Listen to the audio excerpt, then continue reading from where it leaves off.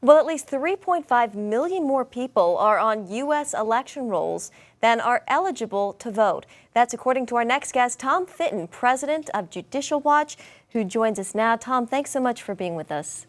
You're welcome. Thanks for having me. Tom, talk to us about your election integrity project.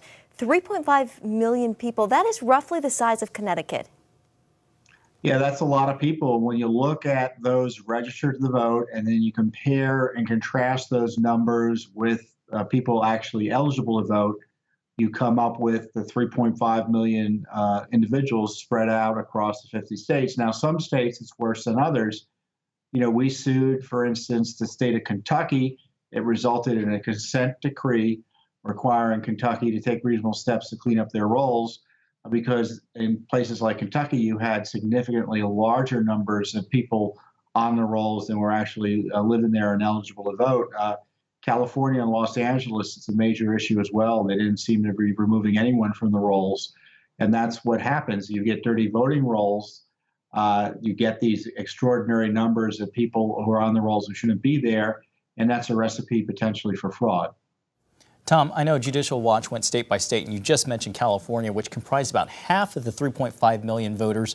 And in Colorado, I believe that there's 160,000 ghost voters, and that's enough to flip a battleground state like Colorado. Is that not right?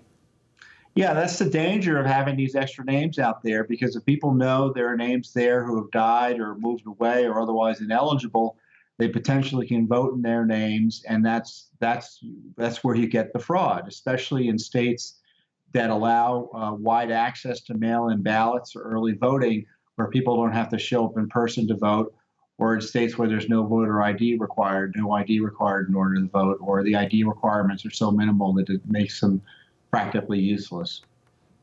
Yeah, so Tom, who's to blame here? The Justice Department for not enforcing the law. That's beginning to change under the Trump administration. The federal law requires states to take reasonable steps to clean up the rolls. But first and foremost are the states and election officials there themselves that can't be bothered to follow the law. Now, things are changing because of Judicial Watch. We're out there alerting states to these dirty voting rolls, and many of the states are taking steps to clean them up, even without our having to sue, which is great. Well, Tom, you just alluded to it. So what are some of the secretaries of state doing, of these states doing to clean up their voter rolls? Well, you know, some of them join multi-state systems that allow them to cross-check with other states to make sure that a person in one jurisdiction hasn't moved to another. And if they're registered more than one place, they can figure out that's a problem and remove them from their state registration rolls. For instance, if you're in Ohio, you move to Florida, and the person's registered in Florida and registered in Ohio, you cross-check, and the person shouldn't be able to be registered in both places, and the person's removed from one of the locations.